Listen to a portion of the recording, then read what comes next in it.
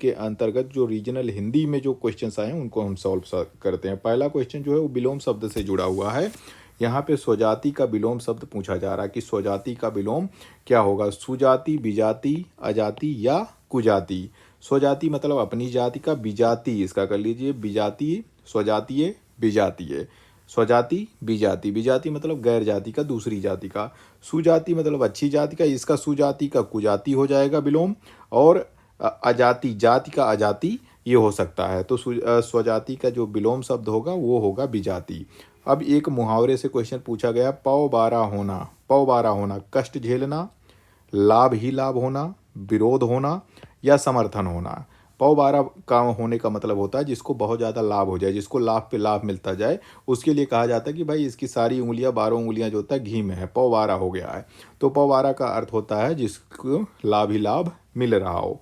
अगला क्वेश्चन दिया गया है, समाज से जुड़ा हुआ क्वेश्चन है कि भाई निम्नलिखित युग्मों में से एक समाज की दृष्टि से अशुद्ध है। अशुद्ध बताना है कि भाई शब्द दिया है उसमें कौन सा समास ये दिया है।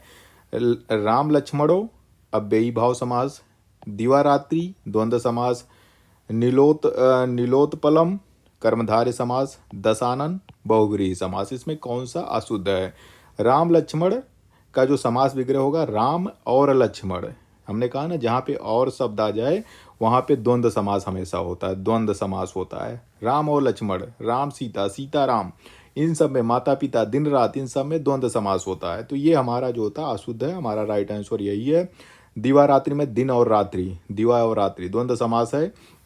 नीलोत्पलम में जहाँ पे रंग आ जाए, कर्म मतलब जहाँ पे कोई विशेषण विशेष आ जाए, नीला, नीला से उत्पन्न, नीलो से उत्पन्न, ये कर्मधारी, ये भी सही है। दशानन मतलब जिसके 10 आनन है, जिसके 10 चेहरे हैं, 10 मुख हैं, रावण की बात हो रही है, बहुव्रीहि समास हो गया। तो ये सब सही है, खाली यही एक गलत है जो हमें अशुद्ध खोजना था, हमने बता दिया आपको।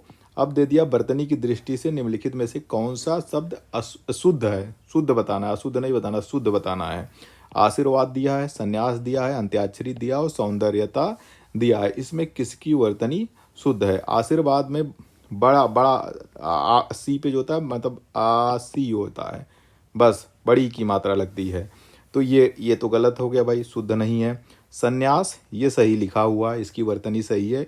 अंत्याक्षरी में या है ही नहीं, मतलब आधा अंत्याक्षरी मतलब आधा या आता है, अंत्याक्षरी और बड़ी की मात्रा आता है अंत्याक्षरी। सौंदर्यता नहीं होता, सौंदर्य होता है, सौंदर्यता का भी नहीं यूज होता, सौंदर्य होता है सही शब्द। तो हमें बताना है कि कौन सा शुद्ध है, तो संन्यास जो है उसकी वर्तनी सही है और सही शब्द लिखा है। निम्नलिखित में से असंगत विलोमार्थी शब्द युग्म बताना है। असंगत कौन सा विलोम शब्द और विलोम में कौन सा युग्म गलत है। सृष्टि का व्यष्टि, औदार्य का अनौदार्य, चांचल्य का स्थैर्य, पाप का पुण्य। तो पाप का पुण्य ये तो सही है, हमें ये भी पता है कि चांचल्य का स्थैर्य ये भी सही है, औदार्य का अनौदार्य ये भी सही है। सृष्टि का होता है विनाश, सृष्टि का मतलब होता है सृजन करना, सृजन करना, किसी चीज़ का बनाना, किसी का निर्माण करना। इसका विलोम शब्द होता है विनाश करना या नष्ट करना। व्यष्टि का मतलब होता है आदमी, ये इंडिविजुअल से संबंधित है। व्यष्टि का विलोम होता है समष्टि, समष्टि होता है, समष्टि। तो सृष्टि का विलोम होता है विलोम होता है विनाश, विनाश, और व्यष्टि का विलोम होता है समष्टि। तो यही जो है असंगत विलोमार्थी शब्द युग्म है, तो ये हमारा राइट आंसर हो गया। अब यहाँ पे दिया है कि इनमें से शब्द और उनके सही अर्थ का एक युग्म गलत है, गलत घेरिए पहले, वह कौन सा है। मतलब यहाँ पे उसका शब्द दिया है, मतलब ये एक तरह से अनेकार्थी शब्द दिए हैं, जिनके लिए अनेकार्थी शब्दों के लिए एक शब्द दिया है, और ये पूछा जा रहा है कि इसमें कौन सा एक गलत है। अलंघनीय, जिसे लांघा ना जा सके, बात सही है, ये आंसर सही है। अपथ्य, जो भोजन रोगी के लिए निषिद्ध है, ये भी सही है। खेचर मतलब ये चिड़िया के लिए यूज होता है, जो नभ में चलता हो उसको हम खेचर कहते हैं, ये भी सही है। निराकार दिया, जिसका आकार हो, भाई जिसका आकार होगा उसको निराकार थोड़ी ना कहेंगे, उसको साकार कहेंगे। भाई जिसका आकार होगा उसको साकार कहेंगे, जिसका आकार नहीं है उसको हम निराकार कहते हैं। तो यही जो होता है गलत है, ये भी हमें मिल गया। अब दिया है कि भाई यदि संधि करते समय विसर्ग, विसर्ग मतलब आहा की मात्रा, कई बार बता चुका हूँ, आहा विसर्ग के बाद कोई स्वर या व्यंजन वर्ण के आने से जो विकार उत्पन्न होता है उसे कौन सी संधि कहते हैं? उसे विसर्ग संधि कहते हैं। कुछ इसमें सोचना है? नहीं सोचना है भाई, विसर्ग के बाद कुछ भी आ जाए वो विसर्ग संधि होती है। अयादि संधि, स्वर संधि, व्यंजन संधि। भाई स्वर संधि का एग्जाम्पल है अयादि संधि, एक टाइप है। व्यंजन संधि में व्यंजन से कोई चीज़ मिलता है, स्वर संधि में स्वर से कोई चीज़ मिलती है। विसर्ग से अगर कोई व्यंजन मिल रहा है या स्वर मिल रहा है तो वो विसर्ग संधि होती है। राइट आंसर हमको पता चल गया भाई। नौढ़ा, नौढ़ा, नौढ़ा का संधि विच्छेद आपको करना है। नौधन ऊढ़ा, नाधन ओढ़ा, नौधन ऊढ़ा, नौधन ढा। तो नौढ़ा का जो संधि विच्छेद होता है, नौधन ऊढ़ा बड़ा ऊ होता है हमेशा। नौधन ऊढ़ा, आ और ऊ मिल रहे हैं, ये स्वर संधि है। देखिए आ नौ में कौन सी मात्रा है? आ की मात्रा, ऊढ़ा में बड़ा ऊ है ही है।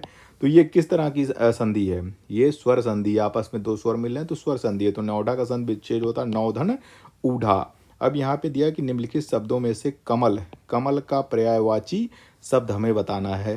पारद, कटक, मार या कंज। तो कमल का जो एक सही पर्यायवाची है ना, कंज का मतलब ही होता है कमल। कमल, तो कमल का पर्यायवाची क्या होता है? कंज। बाकी ये शब्द किसी और चीज़ के पर्यायवाची, कटक हो गया, मार हो गया, पारद हो गया, ये कमल के पर्यायवाची नहीं है। अंतिम क्वेश्चन है कि आप बीती का समासिक विग्रह करना है। आपके लिए बीती, आप पर बीती, आप और बीती और आप में बीती। तो हम सभी जानते हैं भाई, आप बीती मतलब आप पर बीती, खुद पर बीती। तो राइट आंसर ये हो गया। तो ये हमने क्या कर लिया भाई, हमने रीजनल हिंदी जो आज हॉस्टल वार्डन और स्टाफ नर्स के एग्ज़ाम में पूछा गया टीयर 1 में, उसको भी हमने सॉल्व कर लिया।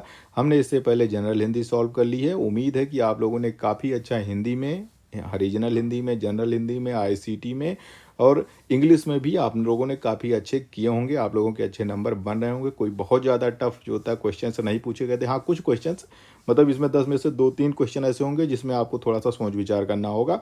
बाकी और सारे थी कि थोड़ा सा आप अपने अगर पढ़ाई की होगी तो आप इसमें अच्छे नंबर कर लिए होंगे।